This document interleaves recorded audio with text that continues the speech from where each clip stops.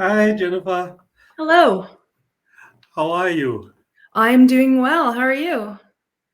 I'm good. I'm about like 95% recovered from the flu I that I had over know the last week. Yeah. that was us all of February. That's why I had to cancel my last appointment. I Yeah, ended up yeah. with pneumonia. Sure. That's a level up. Are you okay now? Oh yes, I'm fine now. Yeah, that's good. That's just, I'm not sure on your side of the world, but on our side, like the weather has just been crazy and that like Mm, affected me. yeah, When same anybody here. asks me, yeah, how's the weather in South Africa? I'm like, global warming on steroids. Doesn't know what it Yes. wants. But Yeah. that was the result of that. Yeah, but I'm glad you better. I'm glad I'm better. I'm glad I'm here. I'm glad you here. So what's the average? It's still morning for you, right? It's correct. Yeah. Sorry, I didn't catch that. It's still morning for you. It's like midday, so it's 11 Midday. a.m. here. Yeah. It's 11 a.m. So Yes. what's the average morning for an awesome author? Scramble to get my kids out the door. um, Say goodbye to my husband, get him out the door, do a bit of cleaning, and then start writing So you write like every day. every day. It started as my um, hobby, turned into a passion. Now it's my obsession slash cheaper than therapy. So besides your books, which we will get to, like, do you just write on your books or do you do blogging as well? Any I other do some materials that you blogs. write? Yeah, I do some Okay. blogging. I started out actually doing poems.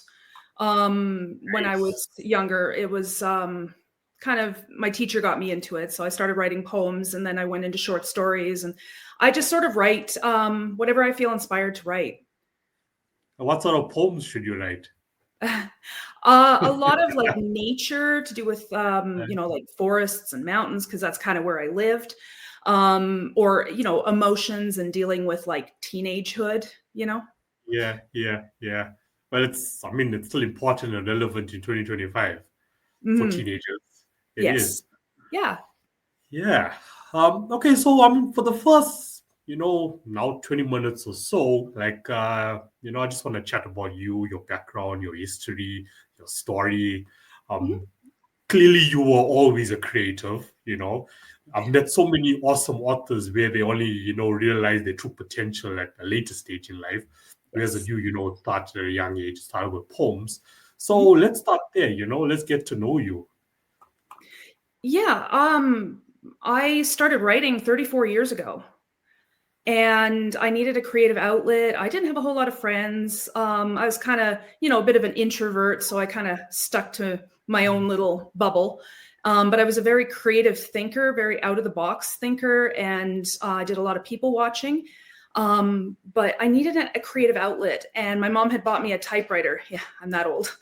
Um, and I started on Not this that type. old. It was fancy. It was a Old, not pretty that electric. old. It had like a whiteout strip, and I presented Yeah. to a great class. I had no idea what a typewriter was. Um, yeah, so then I started to write short stories. First, like scenes of short stories, just to get an idea. I couldn't find anything I wanted to read, so I started to write more and more. And then I had never shared anything. In 2019, I was diagnosed with autism and ADHD. And then later on, I was diagnosed with dyslexia. Looking back, it totally makes sense. But it wasn't until that diagnosis I thought, well, maybe writing is my special interest. So I got brave and I sent my first manuscript for my series, titled The Ascension. I sent that off to an editor thinking, well, the worst they can say is it sucks. And if they do, I know I'll move on. But they came back and they said, this doesn't suck. You should publish. So 2 years later, I did.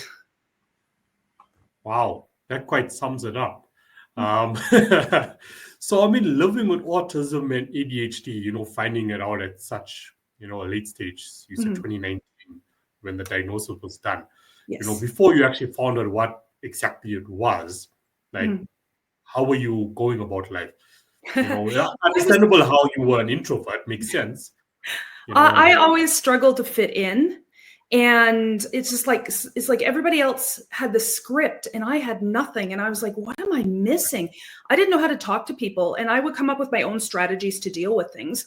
And I made notebooks of conversations so that I could learn how to talk to people. I was like, okay, so-and-so said this. This was the reply and there was a smile. So whenever somebody says that to me, I'm supposed to say this. And I had notebooks of conversations that taught me how to speak to people. So it was my script. I made my own script. But I had, looking back, I see a lot of the signs that were there. I honestly thought my parents were going to show up one day and say, oh, there's a big mistake. You don't fit in this family. Maybe you're not even on this planet. Yeah. Yeah. But I My mean, sons were diagnosed first, and that's what got me thinking. And then I received my diagnosis a year later. wow. So that was like in the bloodline, that Mm-hmm. notified Yeah. me, okay, this goes way back.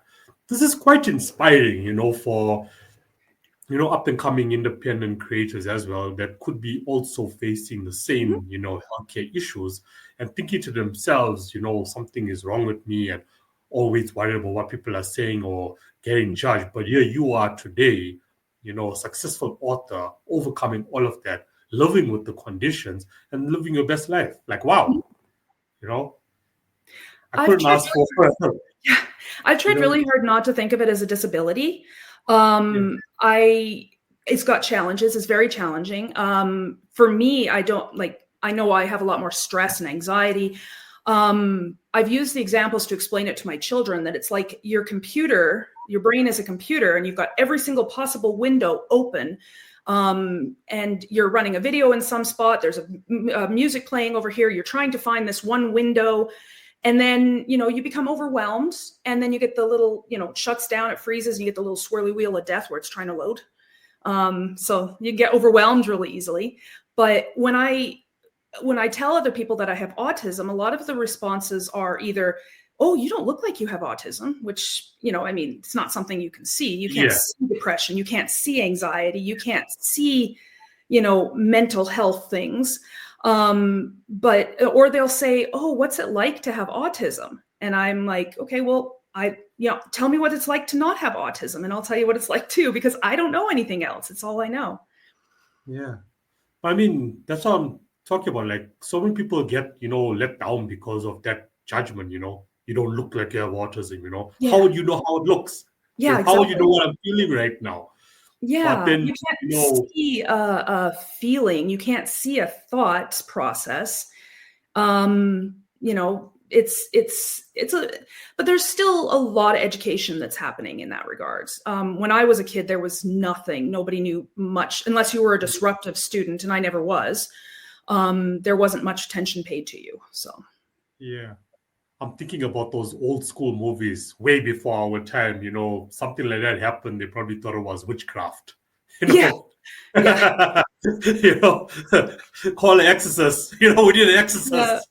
Well, I remember the dyslexia diagnosis was not a surprise to me, because I used to have trouble reading, like when you get to the end of the line on the page and trying to find my way to the back, and I'd skip over words. And when I'm writing, I do miss a lot of those little words, or my vowels are mixed up, or I'm missing a letter at the end, like trying to spell assess, and I miss an S at the end and it becomes multiple donkeys.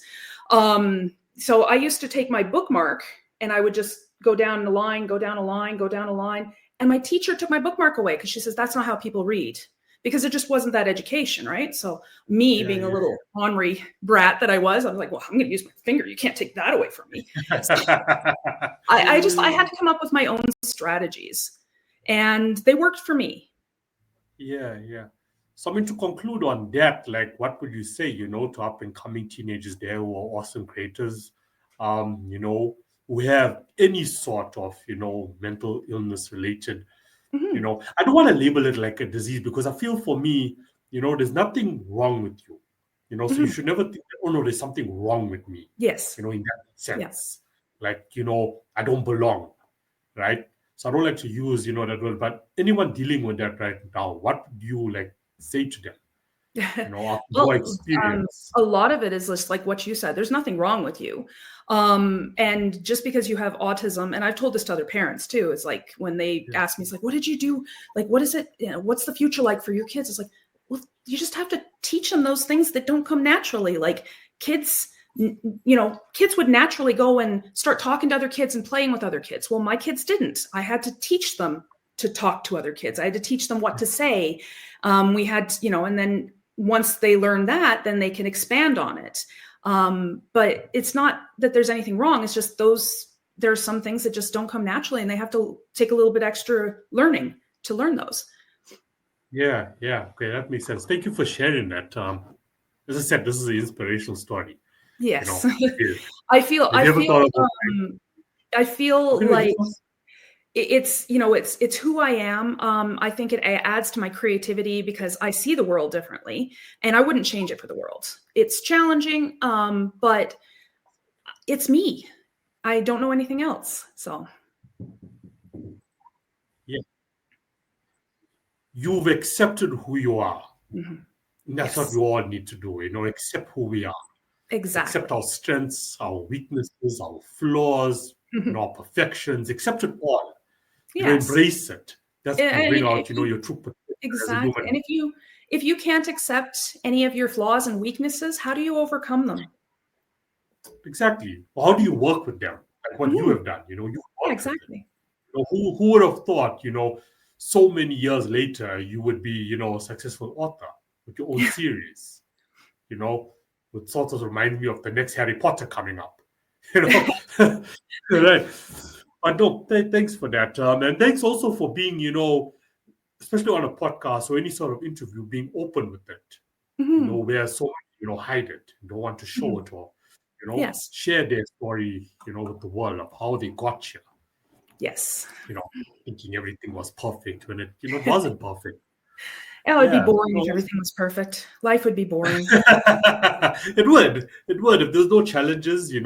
psychologically, mentally, physically, with anything, if writing a book wasn't challenging at certain parts, Oh what would be yeah. the point? We'll all just be staring at each other. Doing Mm-hmm. what? I Yes. don't know. Well, there's two interests that you have that I have also been interested, within my life, and that's healthcare and psychology, which I read about you. Mm-hmm. Besides this podcast, just a bit of topic, I'm also a co-host on another podcast, which is called Talking Back to Suicide.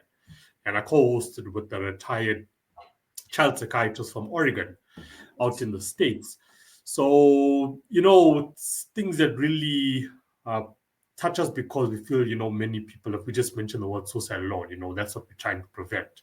Yes. The mainstream way of handling the situation is not working, Sometimes I feel like it's deliberately not working.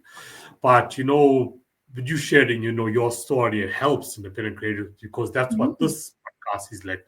It's about getting to know the author, getting to know the work. But also I love the authors that come on or any sort of creator that comes on that also shares, inspiration, their organic story. Because there's Yes. a creative out there, who will listen to this podcast and be like, I have ADHD, and I feel like it's just roadblock after roadblock for me in my life. I don't know what to do about it. But here we go. Meet Jennifer Shaw. Yeah. Yeah. What does the M stand for, by the way? That's my middle name, Melissa. Melissa. Jennifer Yes. Melissa Shaw. I love Yes. it. It flows. It flows. Yeah. Yeah. Okay, so let's jump into, your writing career, the Callum series, how it all got started for you, why that specific series, and then we can move over, to your character development. You go for it. So I'm a big like Lord of the Rings, Game of Thrones. I like the supernatural TV series. The big Uh, inspiration for this series came when I was watching a Netflix show called Merlin. And I started thinking, I was like, what was Merlin like before he was, famous and working with King Arthur? And then it just kind of the thought started to spin. When I started this series, I had this big question: is like, what if fairy tales were real? Monsters were flesh and blood, and we just didn't know it. And I kind of ran with it. I didn't intend to do a series, but I spent so much time developing this character and this world that it just seemed like I needed to go farther with it. So with my series, there's our world, our time, and a coexisting magical realm. But there's a veil that separates us. And we can't see or cross this veil because as humans, we don't have magic. But these creatures from this magical realm that do have magic, they can cross over and they become the inspiration for our mythologies. And then Callum Walker is a young man born with the ability to use magic. He doesn't know why. He's trying to make the most of it. And he gets embroiled in what's going on in this magical realm. And then through the series, we see him trying to figure out who he is, where he fits in, because he's too magic for our world and too human for that world, and then master these abilities to survive. So like, okay, so let's take a deep dive here. I believe, and this is my opinion, that I'm mentioning here. I believe that there is different dimensions, like in real life, Yeah. And at times when people say, monsters, they don't exist, dragons never existed, I feel they did, somewhere out there, they do There's possibly, a lot of things that we float don't another know. dimension.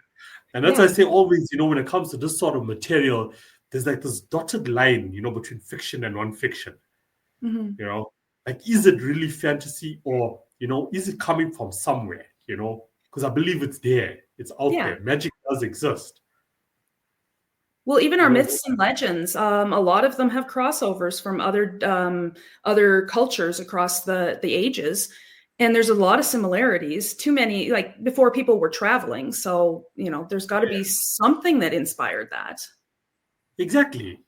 They came from somewhere. Mhm. Like I've been reading, like lately into like quantum physics, like deep Mm. into it.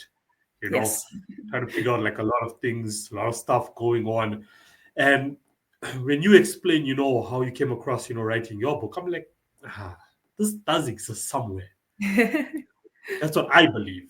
Mm. That's my spiritual belief and how I see the world. I don't see the world for what, 95% or 99%, not even Yes. 95. See it as just like, black and white. That's Mhm. it. You're born, you live, you die. I don't see it that way. Yeah. No, I know there's a lot of things that science still can't explain, but just because they can't explain it doesn't mean it's not existent.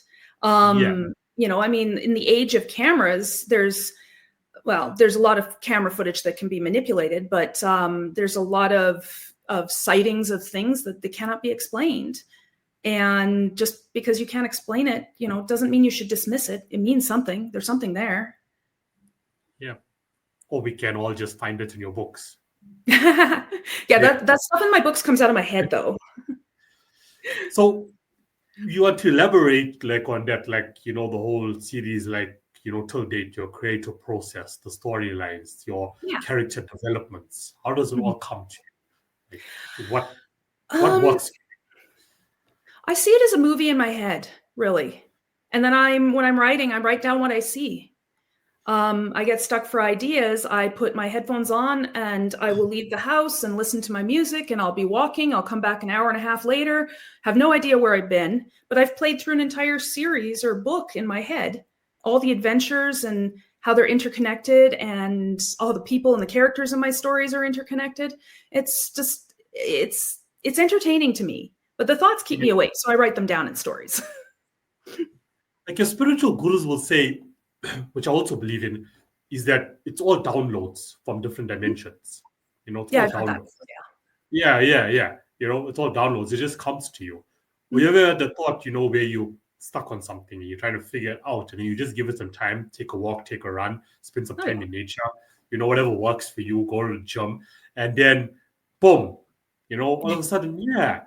Or like I've had like, these moments where you're just sitting and you're doing nothing, but then there's these, which is now I can understand, with you, and it's like these words just keep running, running, Yes. running, Yeah. you have to do something tomorrow, can be as basic as sending out, an email, and Mhm. it's coming there. Say this, say that, say this, say that, say this. And then the next day you wake up and that's all I'm doing. Okay. That's it. Yeah. Boom, done. Like, how do we explain this? My brain is that computer that never shuts off. Oh my word.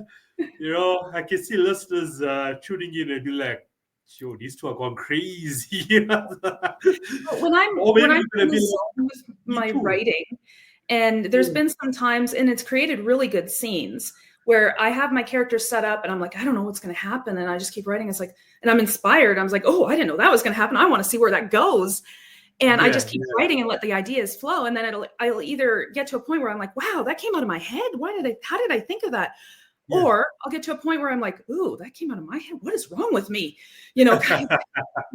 Exactly. Mhm. Or do you have moments where you like wake up the next morning after you've written down what came to your head and you're like, okay, now you try to overthink it. Is it correct? Is it not I correct? usually come up with more ideas to put in. So Is I it? don't have Right. couples with an abundance of ideas. It's weeding them out that I need to help Yeah, with. yeah, yeah.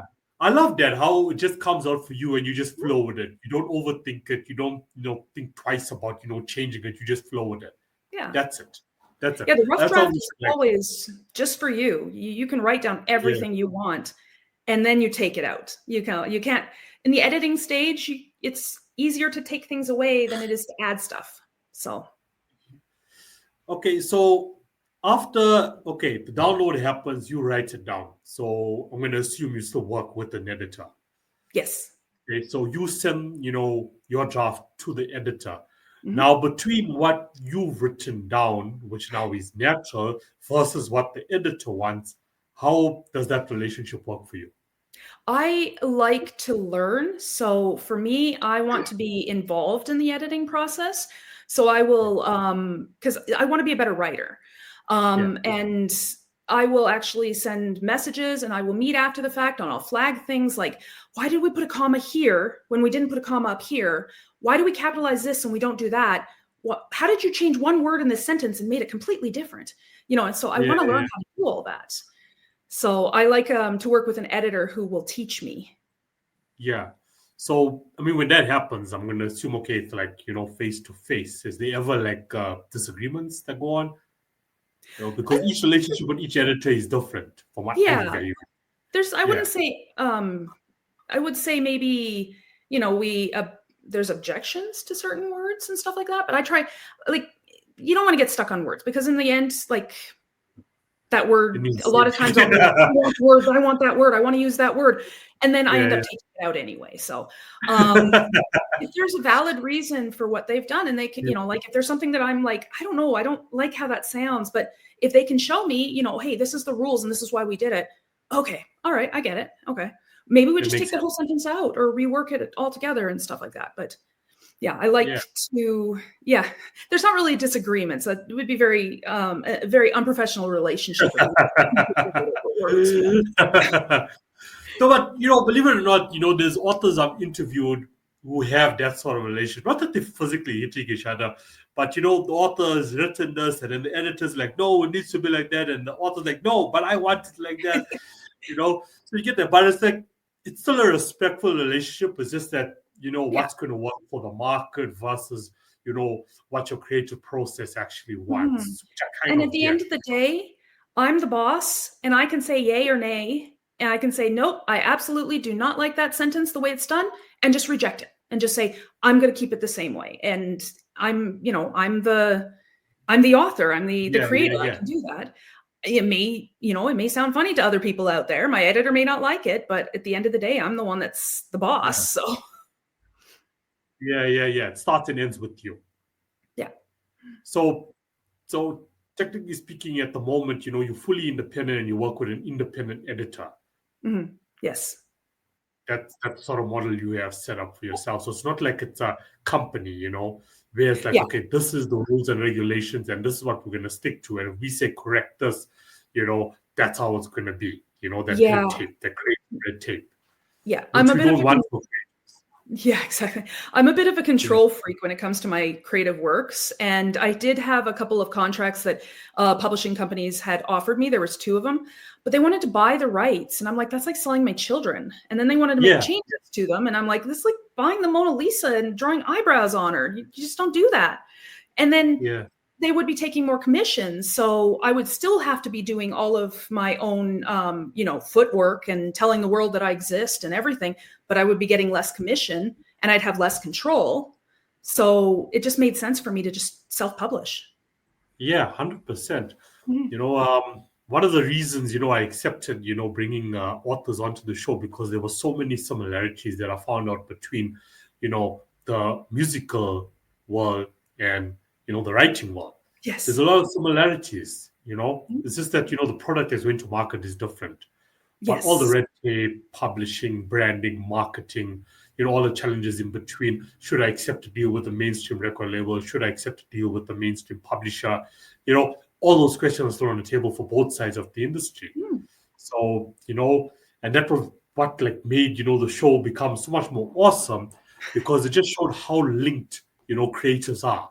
And that's what Yes. I'm doing right now is I'm bringing creators from different sectors of entertainment all in one Mm. place. Like, and the one can learn from the other. Yeah, exactly. Now, yeah, exactly. An author can bring up a challenge, but a vocalist, for example, who's starting off an independent career, can tune in and be like, listening to Jennifer now and be like, okay, no, I've also experienced that, but not on the writing side, on the musical side, but this can help me. Yeah. So yeah, that makes I it know. cool. I had this conversation with my husband because he's not a reader. So he didn't read my stuff. He kept telling me, yeah, I'll read it. I'll read it. And I told him, I said, "Look, if I was an artist, like I drew, if I painted or I drew, you'd be looking at it right now and you'd be like, oh yeah, that's your artwork. Because Yeah, I'm an author, my artwork takes a little longer to appreciate. yeah. Have you done audiobooks? I was gonna say that I've had give him the requests for audiobooks. audiobooks and I'm looking Yeah. into it. Yeah. That would work. It would work. Then he has no choice. Then okay, you don't want to read No, it. I Listen to twisted his it. arm. He's read my first three books, and then my fourth one is coming out this year. So he's in line to read that as well. Okay, nice. So, how long exactly does it take you to put your book together? The rough draft can take anywhere. I've done a rough draft anywhere from 2.5 weeks to 3 months. Editing takes at least 3 times that long, somewhere between 9 months to 18 months. Wow. Yeah. Wow. Because you want it to be perfect. That's where you're refining everything and you're polishing it up. If Yeah. building a house does, you build the structure of the house, that doesn't take nearly as long as doing all the finishing products and the paint and the molding and the cabinets and counters and stuff, the flooring. Yeah. Those are all those details that take a lot longer. Yeah. It just makes me think, because this is the first time, someone has actually mentioned it. When I asked authors how long does it normally take, they would say, yeah. But now, based on what you have just told me, they've probably also taken, about a month to put their first draft together. The rest has just been waiting on editing. Yeah. Yeah. But the rough drafts are a mess. Like, you've got all your ideas in there. You've got like a backbone. It's like a blueprint drawn by a child.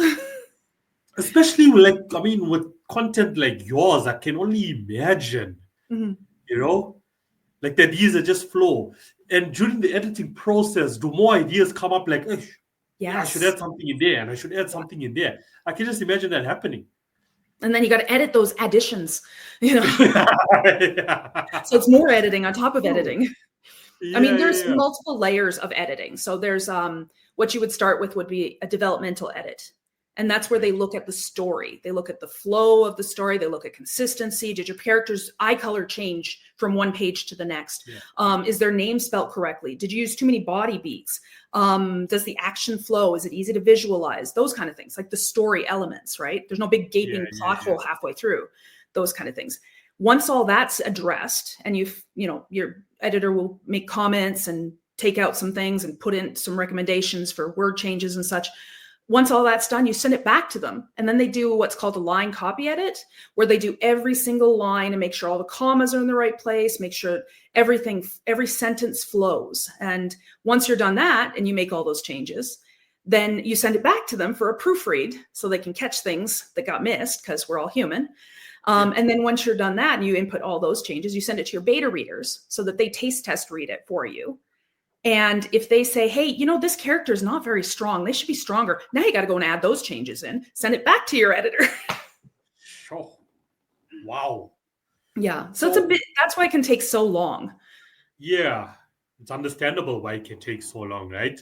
Yes. So beta readers, that's the first time I heard about that, on the show. Well, they have beta players for like games and stuff. Yeah. Even like for apps and stuff. Yeah. Yeah. So like how does the author now get beta readers? Is that just based on the community following you for word so of long? mouth. Okay. There are some places who will say, hey, I'll charge you X number of dollars and I'll beta read your stuff. I wouldn't go with them.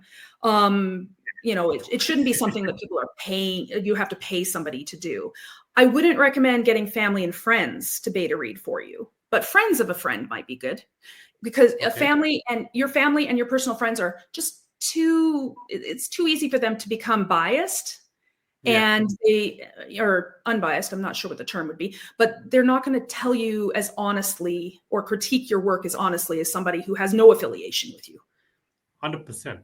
Yeah, 100%. You're never going to get like proper solid feedback from family or friends. Just exactly. talk. Because And that yeah, is like 100% true. my friends who have beta read, and I've given them a list of stuff to fill out, and then they read it, and then they come back to me, and I was like, okay, so let's answer these questions. What did you think about the story? She's like, I liked it. That doesn't help me.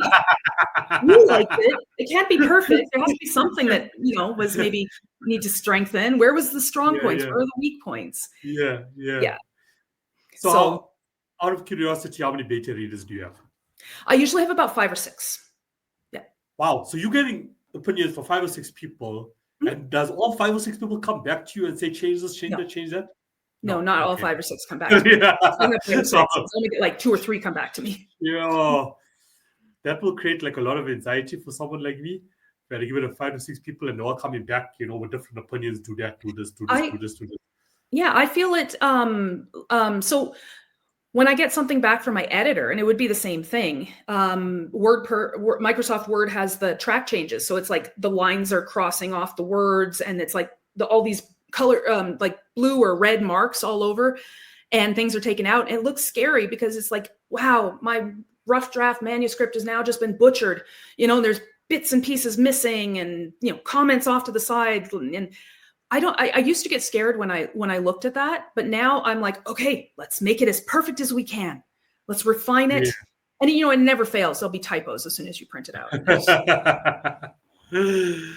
So in your third book, there's a twist I came across, Mhm. based on the information, I received, from Mickey, between Callum and Jax. Okay, Yes. one of the characters. That's like one of the twists. What made you go that, route of that to be a twist?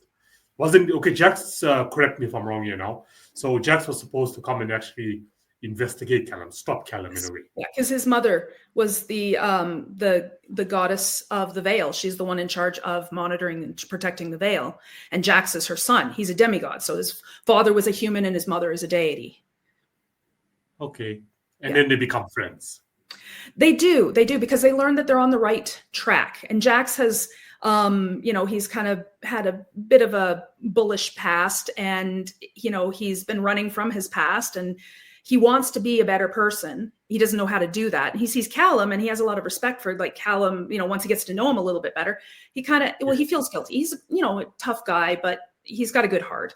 And when he feels bad about hurting Callum after he figures that, feels like they're on the right track. They're on the same path and they're doing the same Same work. side.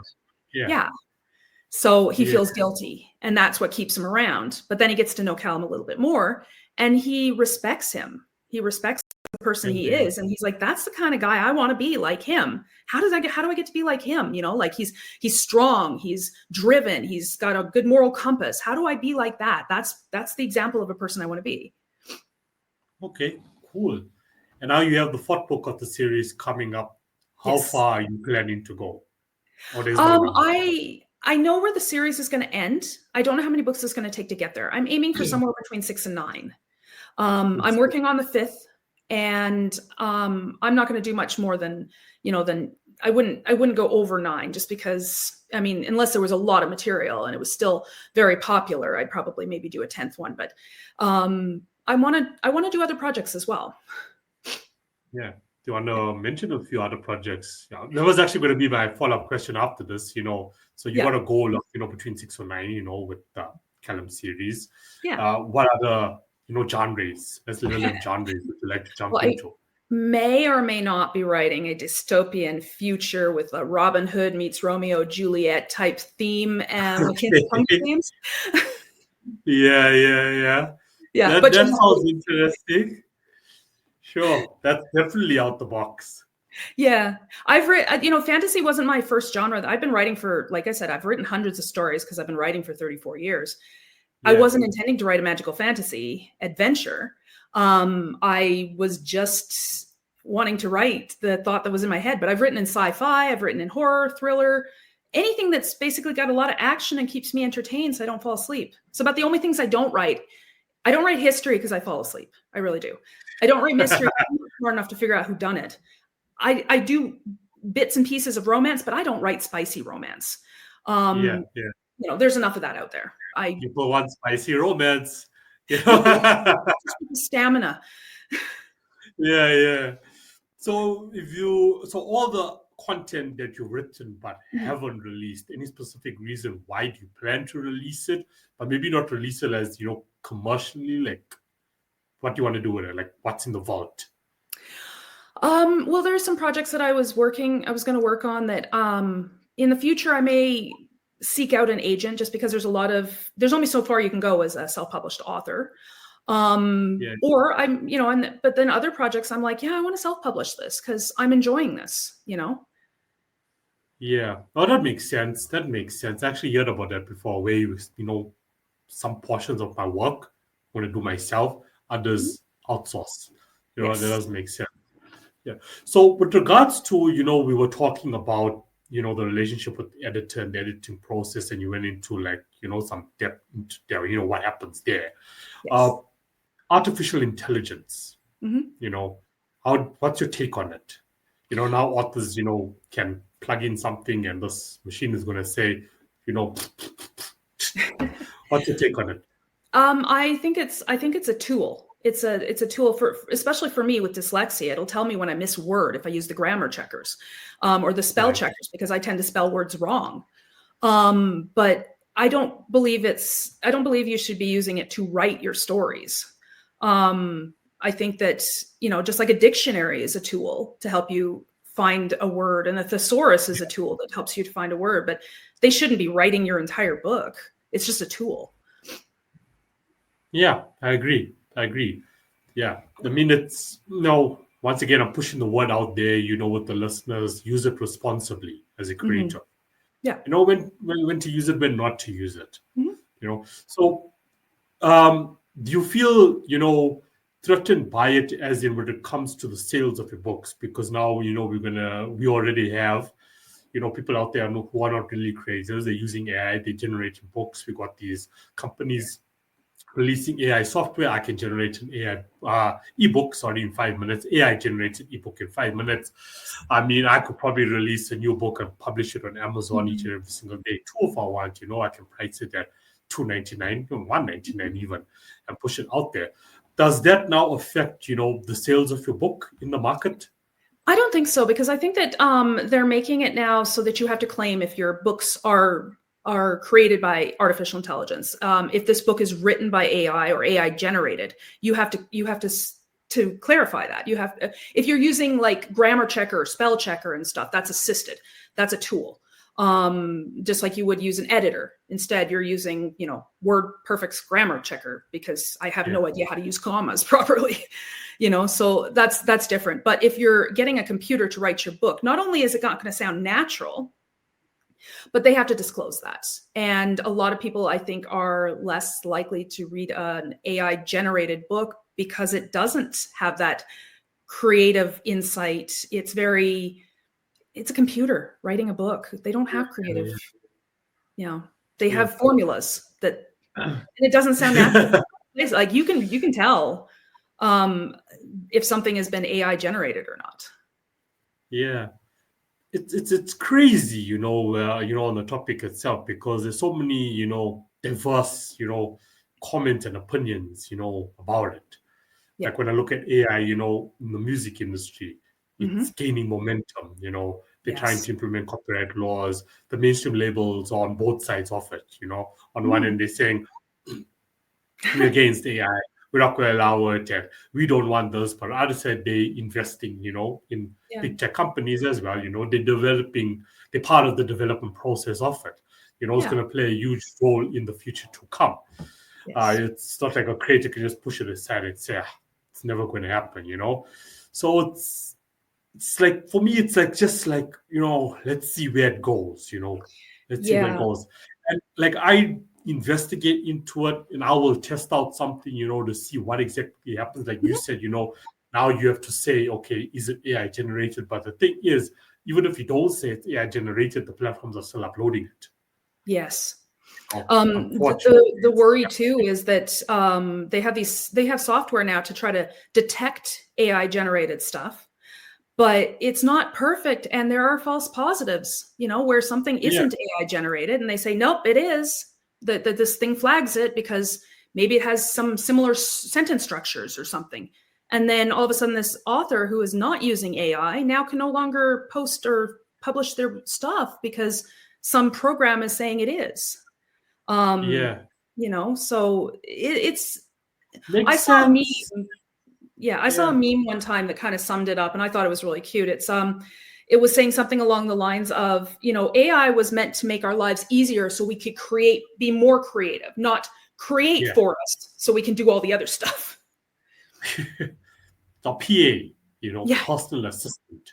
Yes, it Awesome. was supposed to be an assistant. It's a very critical point you mentioned there, which I never knew about, that, with those checks, or as they never know about, but, not something I've ever discussed on the podcast, but, an organic creative artist can get affected as well if they've Yeah. never used AI, Yeah. because of similarities. Let's just say, for example, I go on to Grok 3. Okay, so I actually, like I sign up for all these platforms. Mhm. So when Elon Musk decided to launch Grok 3, I like signed up. I was on the waiting list. I'm like, okay, now let's test out Grok 3. Let's see what I can do. And I was blown away. I'm not gonna lie to you. I was blown away when I compared it to ChatGPT and DeepSeek. I was like, yo, what's happening here? Yes. What's happening here? But the thing is, we feeding, as long as we in the digital era, we are feeding as humans as well. You feeding the machine. So there will Yes. be similarities, as you say, like in a sentence or what was Mhm. you just, so it's easy to say, okay, no, your work was AI generated. Meanwhile, it wasn't. It's Yeah. just that the machine learned from me as well, somewhere, Yep. somehow. I Yeah. could have I used don't it think as you a can get a personal. machine to tell if another machine. I think it's very. It would be very difficult to have a machine that would read in a certain way to tell if another machine has written in that way that they're reading. It Yeah, takes yeah, a human to realize that, hey, wait a minute, this doesn't sound natural. The dialogue is very stunted, and there is no flair and insight into this. yeah. I feel you. I feel you. Well, I Yeah. guess it's a topic, where the discussion can never just come to like a full stop, right? Yes. We'll see what happens with it. And, Yep. it's one question I ask each and every single creative each and every single week because I want, independent creators out there, up and coming ones now listening to the show, Mm. to learn from the word go from professionals Yes. out there. What are they doing with AI? Yeah. Because I don't want independent creators to think like, I got no other option now. If I'm going to sustain myself as a creative, I need to jump on AI. But then I get so Mhm. glued into it that is writing all of my content. Yeah. They're not going about it the wrong way. Mhm. It's not the way I should go about it. Once again, tool, guys, tool. Use Yes. it as a tool. Okay, Yep. thank you for sharing, your uh, expertise on it and how you feel about it, and how we should actually go about it. So, this is for my personal knowledge, knowledge out of curiosity. Mixed martial arts. Why is that an interest for you? It's not mixed How does martial that fit into your life? arts. Karate. I did karate for many years. I have four younger brothers. I'm the oldest. I'm the only girl, and I was stuck babysitting them many, many, many, many times. I had to have some way to keep them in line. And that's how it came about. So that's all. Is it Yeah, something you no, still actually what do? started it was we were moving into a city where they had, a dojo you could go into. It was right around the Yeah, time the Ninja Turtles movie came out. The Ninja Turtles 1, I believe. Where there wasn't the animated one. It was one where they're dressed up in costumes and stuff. And my brothers were like, "Oh, oh, we the want to do normal. that. We want to learn that." And I'm Yeah. like, "I want to learn it too." So they went and paid for, my mom paid for their lessons. I had to do a paper route to pay for my lessons because she wouldn't pay for mine because it was those days. I'm a girl. Um, anyway, my brother stuck it out for 2 months. I stuck it out for many years and made it all the way to my brown belt. They made it to Wow. like their second belt in. And the only Yeah, reason yeah, I yeah, didn't go for my black is because I moved. yeah, yeah. But I'm sure there's a lot of discipline that can be learned from it. Mhm. It's one of Yeah. those, uh, sports, that teaches the Mhm. person a lot of discipline if used correctly. Yeah. Well, and a lot of self-confidence too. I mean, I was in a school where I was getting picked on a lot, and not that I ever used it, but I felt like more confident knowing that I could defend myself. Yeah, I mean, I think I've only had to use it like once. Walking home from work, I was 19 years old. Some guy jumped out of the shadows there, and it didn't really use karate. I just sort of fought dirty and ran, yeah, which is what my karate instructor told me to do. So.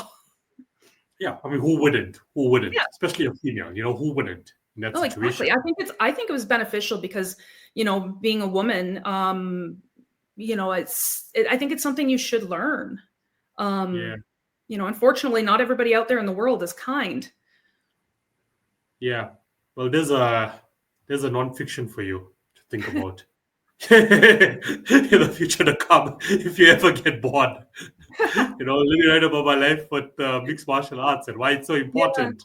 I mean, I'm not really a girly girl. I'm not into girly girl things. So, I mean, yes, I'm creative and stuff, but I mean, Yeah, crocheting, knitting, those kind of things are just so boring. I'd rather go out and like go to karate class or go to the gym or hike. I love nature. A couple years ago, I got into airsoft and I love it. And I'm like, yeah, oh, a lot of the times I'm the only girl that's there. yeah. But it's okay. Yeah. It's okay. So with regards to, the final interest that I came across, which was personal training, what are we talking about here when it comes to personal training? My personal training. Oh, Yeah. I found that it was a lot easier and cheaper to become a personal trainer and go through all that schooling than it ever is to hire one. So with all that knowledge, I can now become my own personal trainer, and it cost me a fraction of the price. I'm not Yeah. practicing. I'm not a practicing personal trainer, but I know all the stuff that they know, and I can just train myself for free now. Yeah. Why not? Yeah, exactly. Why not? Yeah, It's like, why not with anything at this part and moment in life, in history, right? I mean, Mhm. you can learn anything by yourself for yourself. Exactly. If somebody else has learned it, why can't I? You know? Exactly. That's the world we live in. That is Mhm. the world we live in. Yeah. Now I got the same mentality. If there's anything that I want to know about, Mhm. I want to get wise about now. All I do is I go look, okay, online, where can I learn it for free? Yeah. Where can I download papers on it? So if there's anything I really do, with artificial intelligence, is that, like I told you Mhm. about, my quantum physics and, Yes. dissecting it. Like that's what, uh, platform like Grok3D is doing for me. I'm going deeper, deeper. Okay, that makes sense. Let me try that. 100%. So with regards to listeners finding you online, where can they find you? It's best to look at my website. It's jmshawauthor.com. I have links to my books that are available online through Amazon. They're also available as a print, a Kindle, Kobo. If you're in the US, it's Barnes and Noble. You'd have to go because I have the link for Amazon.ca and Amazon.com. I didn't put every single country that's linked there, but I believe it is also in South Yeah. Africa. But I also, if you're in Canada and you're in Alberta, my books are in 9 different stores across Alberta. Otherwise, there are also links on my website for my Facebook and Instagram, and there's an email. So if you had questions about writing or self-publishing, you can email me or message me on my Facebook or Instagram. And I've answered questions for other people. If I don't know something, I'll tell you, but I answer what I can. Yeah, no, thank you. And as far as social media goes, are you online? Yeah, I'm on Instagram and Facebook. You're on Instagram. Yeah. JM Shop. The links Straight. are, on the bottom of my website. Yeah. Well, what I normally do, as you'll see in the description when I release this next Monday, I just include, the global Amazon Mm-hmm. link, Yep. to your profile because the stats on, my podcast, even though I'm based in South Africa, Oh, okay. South Africa like falls in like, number 9 or 10, and Mm. that's with my music as well. So it's more Yes. international. So I just always include all the international sites and, Okay. go there. Yeah. you know yeah, that's what I love to do. Okay, and then Oh, Instagram, Facebook, straight JM Shaw, which I will definitely include. Is there anything else you would love to conclude with that we have missed? Yeah, if you about? follow me or you keep checking out my website, my 4th book in my series is coming out in the next few months. Perfect. Yeah, it'll show up on my website before it shows up anywhere else. Okay, so that's where. So you're not gonna like you're not sharing the dates with anyone like verbally. I don't have a Check the specific website. date. It's still in its final process of editing, but it's almost done. It'll be finished, and then I've got to send it off to a beta reader. So there's still at least a couple more months. I'm aiming for the end of May, beginning of June. I was hoping to have it out sooner, but editing. Oh well, I mean, look at how fast time is going. I mean, May June is like around the corner. Mhm. You know, you could say September to listeners, and September would be like, boom, we're here already. You Mhm. know, so like, what? Just one more thing. Since you self-publish, like for the physical books, do you outsource that? To get done for you? So when I signed up for a KDP account, which is like the publisher, the author's account through Amazon, I can print my books as an author. They deliver them to my house. All I pay for is the printing and the shipping costs. Okay, so with KDP, okay, I'm familiar with KDP. Mhm. So besides KDP, you don't use any other, I've you checked know, out the other ones, and for me, being in Canada, because they open up printers in Canada, it's a lot right? cheaper for me now. A hardcover Okay, is still not really an option, as far as I know, at least the last time I checked. If I were to do a hardcover, being in Canada, I would have to have it printed in the US, sent to somebody I know in the US, who would then send it to me in Canada. And that's the only way I right. could do hardcover. So, and the cost would be astronomical and it wouldn't be worth it. Yeah, yeah, yeah.